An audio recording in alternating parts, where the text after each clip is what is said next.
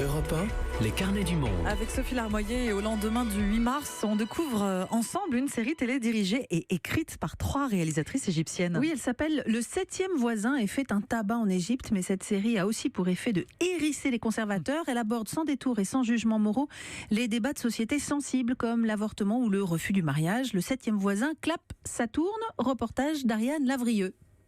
Tout se passe dans un immeuble d'un quartier résidentiel du Caire où vivent 7 familles.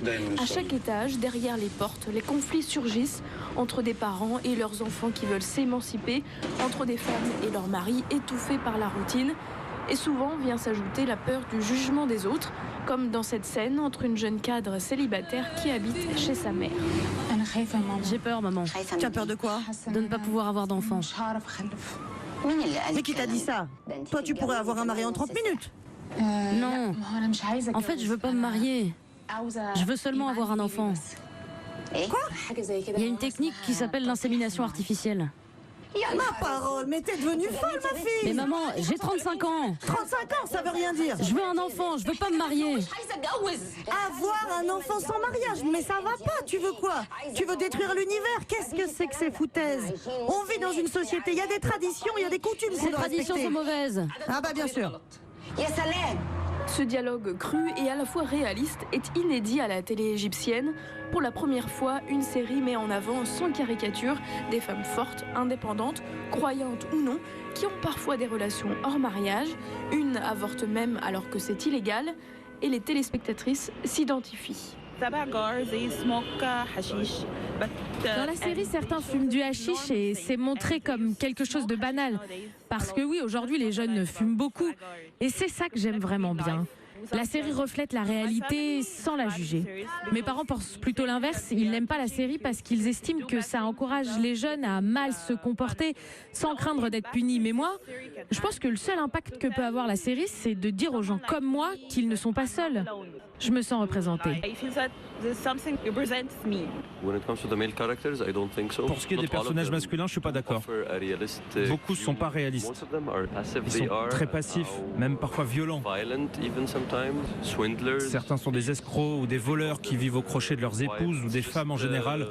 Ça peut peut-être ouvrir les yeux aux hommes et c'est pas une si mauvaise chose. Ça peut servir de manuel à certains pour s'améliorer. Mais ça serait bien qu'il y ait au moins 1 ou 2 personnages positifs. Suivie par plus de 2 millions de personnes, la série déchaîne les passions aussi contre elle. Par exemple, la scène où l'acteur Ahmed Refat pleure devant une femme lui a valu beaucoup de critiques. J'ai commencé à recevoir des messages négatifs à cause de cette scène où j'aime obstinément une fille qui me considère seulement comme un ami. Donc on m'a dit, comment tu peux encore l'aimer et faire tous ces efforts pour elle? Comment tu peux pleurer en face d'elle, te confier comme ça? C'est une question de dignité. Tu es un homme. Tu ne peux pas pleurer en face d'une femme. Je leur réponds que tu n'as pas à cacher tes sentiments. C'est ça le vrai amour. Et pour avoir voulu secouer les codes et les préjugés de la société, la réalisatrice Eba Yossri subit encore plus d'attaques. Je savais que les gens allaient réagir, mais à ce point-là, je ne pensais pas. J'ai été insultée personnellement, j'avais peur qu'on me reconnaisse dans la rue. Alors qu'on n'a rien fait de mal. On a juste écrit des histoires. Il y a des gens qui nous accusaient de comploter contre l'Égypte. On voulait soi-disant détruire la jeunesse, encourager le vice. En fait, ils étaient choqués de voir une série inhabituelle qui traite de sujets dont ils aimeraient ne pas entendre parler et ne pas voir. Je pense que ça peut faire réfléchir les gens. Je suis sûre que raconter l'histoire de celle qui veut avoir un enfant sans se marier pourra aider d'autres femmes qui sont dans la même situation. Malgré les polémiques et ceux qui demandent l'arrêt de la série, le succès ne se dément pas et l'équipe réfléchit même à une nouvelle saison. Au Caire, Ariane Lavrieux, Europe 1. Ariane qu'on retrouve en ligne du Caire. Bonsoir Ariane, comment allez-vous? Bonsoir, ça va très bien.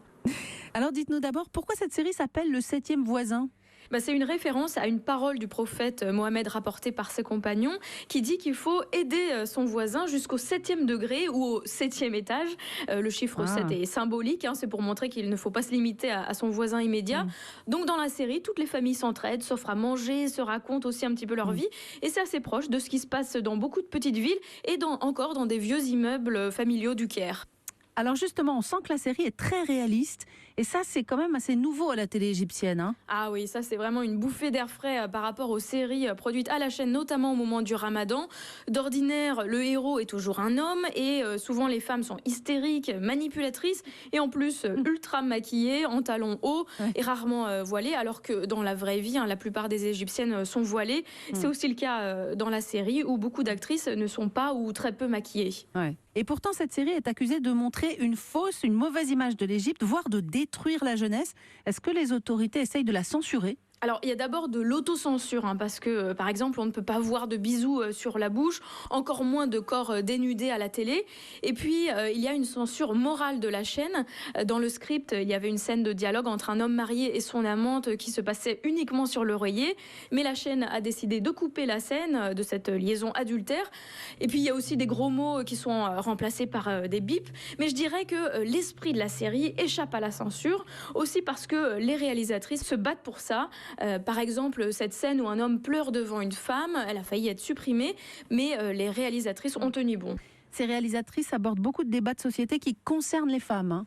Oui, elles osent parler de sujets tabous, l'insémination artificielle légale ou même l'avortement illégal n'avait jamais été évoqué comme ça à la télé. Et puis, on apprend aussi beaucoup sur toutes les oppressions du quotidien auxquelles font face les Égyptiennes, y compris dans la classe moyenne et supérieure.